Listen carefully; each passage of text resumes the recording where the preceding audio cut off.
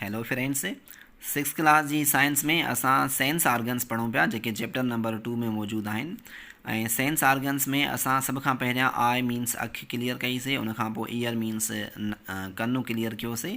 हाणे असां nose means नक जे बारे में पढ़ंदासीं, ठीकु आहे।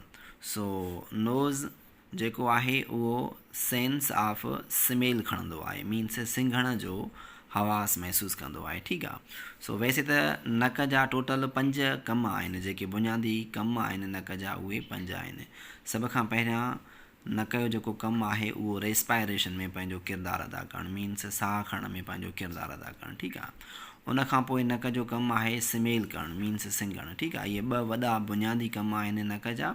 उन खां पोइ नक जा कुझु वधीक ॿिया कम बि आहिनि। त नक जे अंदरि सना सना वार मौजूदु हूंदा आहिनि, नक जे हिन कैविटी में सना सना वार मौजूदु हूंदा आहिनि जेके एयर खे फिल्टर कंदा आहिनि। जेका बि एयर असां माहौल मां खणूं था पिया, उन माहौल में जेका मिटी या के बि जरासीम आहिनि उहे इन वारनि में कैचअप थी करे फिल्टर थींदी आहे, एयर पोइ दाख़िल थींदी आहे अंदरि रेस्पायरेटरी ट्रैक्ट में, ठीकु आहे। उन खां पोइ इहो टियों कमु हुयो जेको फिल्टर करणु आहे। उन खां पोइ चोथों नंबर जेको कमु आहे नक जो, उहो आहे त जेका एयर असां डिफरेंट टेम्परेचर जी खणूं था, कॾहिं सियारे में थधी एयर खणूं था त कॾहिं ऊन्हारे में गरम एयर खणूं था, ठीकु आहे। पर फेफड़नि खे घुरिजे नॉर्मल टेम्परेचर वारी एयर, मिसाल तौरु 37 सेंटीग्रेड, ठीकु आहे। सो हाणे नॉर्मल टेम्परेचर करणु एयर जो कंहिंजो कमु आहे, इहो नोज़ जो कमु आहे। त नोज़ जे अंदरि हिकिड़ो म्यूकस मेम्ब्रेन आहे जेको म्यूकस फ्लूइड पैदा कंदो आहे, मीन्स हिकिड़ो पाणियाठ तिरकणो पाणियाठ पैदा कंदो आहे।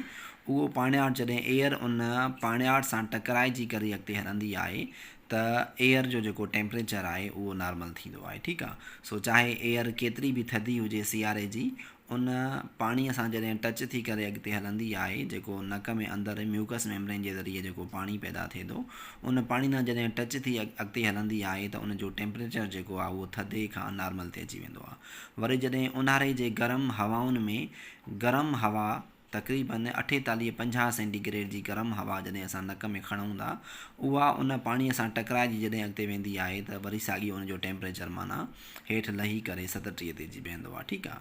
सो अहिड़े हिसाब सां माना हवा जो जेको टेम्परेचर आहे उहो बि मेंटेन रखणु नक जो कमु आहे। उन खां पोइ जेको आख़िरी जो कमु आहे 5 नंबर, उहो इन जो कमु आहे त जेका असां हवा खणूं था पिया उहा कॾहिं कॾहिं तमामु घणी ख़ुश्क हूंदी आहे। जीअं गरम हवाउनि में ऊन्हारे जे गरम हवाउनि में जेका असां हवा खणंदा आहियूं उहा तमामु घणी ख़ुश्क हूंदी आहे। हाणे इहा ख़ुश्कीअ वारी हवा जॾहिं असांजे अल्वुलाइज़ में फेफड़नि में वञे त उहा माना अल्वुलाइज़ खे नुक़सानु पहुचाए सघे थी पई, ठीकु आहे। सो इन करे उहा जॾहिं पाणीअ में टकराइजी अॻिते हले थी पई, उन म्यूकस मेम्ब्रेन वारे नोज़ वारे म्यूकस मेम्ब्रेन वारे जॾहिं पाणी में टकराइजी हले थी पई त उहा ख़ुश्की उन जी ख़तमु थी वञे पई, उहा उन पाणीअ सां टकराइजी करे घिमिजे थी पई, मॉइस्टन थिए थी पई, पोइ माना टकराइजी करे जॾहिं अॻिते वञे थी पई त जेका उहा उन जी ख़ुश्की आहे उहा ख़तमु थी वञे पई ऐं घिमिजी करे अॻिते वञे थी पई, मीन्स कुझु एब्ज़ॉर्ब करे थी, जेको वाटर आहे उहो पाण में कुझु एब्ज़ॉर्ब करे घिमाए करे पोइ अॻिते वञे थी पई। त अहिड़े हिसाब सां जेका उन जी ख़ुश्की आहे उहा ख़तमु थी वञे पई, ठीकु आहे। सो नक जा इहे बुनियादी 5 कम आहिनि जेके नक पंहिंजा सर अंजाम ॾिए थो पियो। सो असां हिते हिन जो नक जो जेको मेन कमु आहे स्मेल करणु उहो पढ़ंदासीं, छो जो असां हिते सेंस आर्गन्स पढ़ूं पिया ऐं सेंस आर्गन्स में नक जो जेको सेंस आहे उहो स्मेल करणु आहे, मीन्स सिंघणु आहे, ठीकु आहे। सोचे थो nose is the sense organ for smell, nose जेको आहे उहो सिंघण जे लाइ हिकु सेंस आर्गन आहे। All smells are actually chemicals. हाणे इहे जेके स्मेल माहौल में मौजूदु आहिनि, चाहे ख़ुशबू हुजे या चाहे बदबू हुजे, असल में इहे केमिकल्स आहिनि जेके हवा में फिरंदा वधंदा पिया ऐं नक उहो महसूसु करे थो, ठीकु आहे। सो प्रेज़ेंट इन एयर उहे हवा में मौजूदु हूंदा आहिनि। नोज़ हैज़ रिसेप्टर्स, नक में अहिड़ा रिसेप्टर्स आहिनि, अहिड़ा सेंसरी नर्व्स आहिनि which detect certain chemical present as vapours in air, जेके हवा में मौजूदु बाफ़ जी सूरत में जेके केमिकल्स फिरदा वधंदा उन्हनि खे महसूसु करणु आहे, उन्हनि खे सिंघणु आहे। सो नक जो बुनियादी कमु थी वियो सिंघणु, ठीकु आहे। सो इहे सेंस आर्गन्स जेके आहिनि नक जा, जिन खे रिसेप्टर्स चयो वञे थो पियो, सेंस रिसेप्टर्स, इहे जेके आहिनि नक जे हिन मथीं दीवार, ही नक जी स्ट्रक्चर आहे ऐं नक जी स्ट्रक्चर में मथियों जेको नक जी दीवार आहे उन जे मथां हिकिड़ी ऑल्फैक्टरी नर्व आहे। ही तव्हां ॾिसी सघो था पिया त ओ ही जेका है रे कलर में या येलो कलर में जेका स्ट्रक्चर साम्हूं नज़र अचे थी पई, इहा ऑल्फैक्टरी नर्व आहे। ऑल्फैक्टरी नर्व उन नर्व खे चइबो आहे जेका नक जी सेंस खे खणी करे दिमाग़ ताईं पहुचाए, ठीकु आहे। सो स्मेल वारी जेका सेंस खणी करे दिमाग़ ते पहुचाए उनखे ऑल्फैक्टरी नर्व चइबो आहे। जीअं अखि जी नज़र वारी जेका सेंस खणी करे दिमाग़ ते पहुचाईंदी आहे त उनखे ऑल्फैक्टरी नर्व चइबो आहे। ऐं कन वारे हीयर वारे स्मेल खे जेका खणी करे दिमाग़ ते पहुचाईंदी आहे उनखे ऑडिटरी नर्व चइबो आहे। सो अहिड़े हिसाब सां माना हे नक वारी जेका आहे जेका अखि वारी सेंसरी जेका नर्व आहे उनखे ऑप्टिक नर्व चइबो आहे। ऐं कन वारे सेंसरी जेका नर्व आहे उनखे ऑडिटरी नर्व चइबो आहे या उनखे कॉचलिया नर्व चइबो आहे, ठीकु आहे। ऐं जेका ही नक वारी सेंसरी नर्व आहे इनखे ऑल्फैक्टरी नर्व चइबो आहे, ठीकु आहे। सो ऑल्फैक्टरी नर्व जो ही हिकु मुंडो आहे जंहिंखे ऑल्फैक्टरी बल्ब चइबो आहे। साम्हूं तव्हां ॾिसी सघो था पिया, इहो नक जे मथां वारे परदे जे मथां मौजूदु आहे ऐं इनखे olfactory bulb means olfactory nerve जो हिकिड़ो बल्ब आहे या हिकिड़ो छेड़ो आहे उहो रखियलु आहे। उन मां वरी सञूं सञूं नर्व्स निकिरी करे हिन नक जी स्ट्रक्चर में अॻिते अचनि थियूं पियूं। पोइ हाणे इन जो कमु आहे जेके बि स्मेल्स वारा केमिकल्स हिन नक मां गुज़रनि था पिया त उनखे महसूसु करे दिमाग़ ते पहुचाइणु, इहो ऑल्फैक्टरी नर्व जो कमु आहे, ठीकु आहे। सो हाणे असां हिनखे अॻिते पढ़ंदासीं। पार्ट्स ऑफ द नोज़, नक जा हिसा। The inside of the nose is a cavity called the nasal cavity. हाणे नक जे अंदरि हिकिड़ो खाल मौजूदु आहे। कैविटी आहे मीन्स हिकिड़ो खाल आहे जंहिंखे नाज़ल कैविटी चयो वञे थो, ठीकु आहे।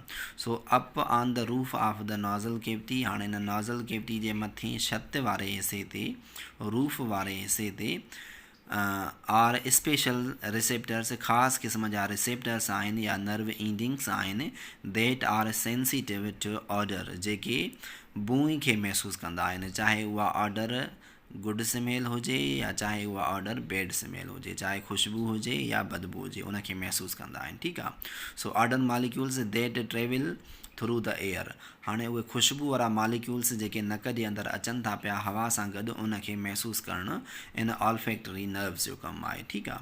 So there are hundreds of different odour receptors, हे जेके ऑडर रिसेप्टर्स आहिनि जेके ऑल्फैक्टरी नर्व मां निकिरी करे कन में अंदरि फैलिजी नक में अंदरि फैलिजी वञनि था पिया, इहे माना अहिड़ा hundreds of different odour receptors आहिनि। समय माना इहे बूई खे महसूसु करण वारा सेंसरी जीव घड़ा आहिनि, ठीकु आहे। So each with the ability to sense certain odour molecules, हाणे इन सवनि मां जेके बि इहे समय रिसेप्टर्स आहिनि इहे मुख़्तलिफ़ क़िस्म जी बूई खे महसूसु कंदा आहिनि। के ख़ुशबू खे महसूसु कंदा आहिनि, के बदबू खे महसूसु कंदा आहिनि, के कहिड़ी बूई खे महसूसु कंदा आहिनि, ठीकु आहे। सो अहिड़े हिसाब सां माना इहा असांजे नक जी बनावट आहे। सो उन खां पोइ असां पढ़ंदासीं how does the nose function to process stimuli, चए थो ख़ुशबू या बदबू वारी स्टिमुलाई खे महसूसु करण जे लाइ नक कीअं कमु कंदो आहे। When the smell receptors are stimulated, जॾहिं बि स्मेल रिसेप्टर्स, ही जेके साम्हूं रिसेप्टर्स नज़र अची रहिया आहिनि जेके हिन ऑल्फैक्टरी नर्व मां निकिरनि था, इहे जेके सेंसरी रिसेप्टर्स आहिनि इहे जॾहिं बि स्टिमुलेट थींदा आहिनि, माना जॾहिं बि इन्हनि खे को केमिकल लॻंदो आहे ख़ुशबू या बदबू वारो, so signals travel along the olfactory nerve to the olfactory bulb, पोइ माना हिकिड़ो सिग्नल निकिरंदा आहिनि इन ऑल्फैक्टरी नर्व मां ऑल्फैक्टरी बल्ब ॾे ओ इन ॾे, हितां ऑल्फैक्टरी नर्व मां सिग्नल्स निकिरी करे ऑल्फैक्टरी बल्ब ॾे ईंदा आहिनि, ठीकु आहे। So the olfactory bulb is the part of the brain, हे जेको ऑल्फैक्टरी बल्ब आहे इहो ब्रेन जो हिसो आहे। छो जो जेका इहा ऑल्फैक्टरी नर्व आहे इहा ब्रेन जो हिसो आहे, ब्रेन मां अचे थी पई। सो इहो ब्रेन जो हिसो आहे। That receives signals from the odour receptors, जेके हिन ऑडर रिसेप्टर्स खां सिग्नल वठी करे वरी इहा ऑल्फैक्टरी नर्व जेका आहे ब्रेन ने उहे सिग्नल मोकिले थी पई। सो अहिड़े हिसाब सां माना ही नोज़ पंहिंजो कमु सर अंजाम ॾिए थो पियो।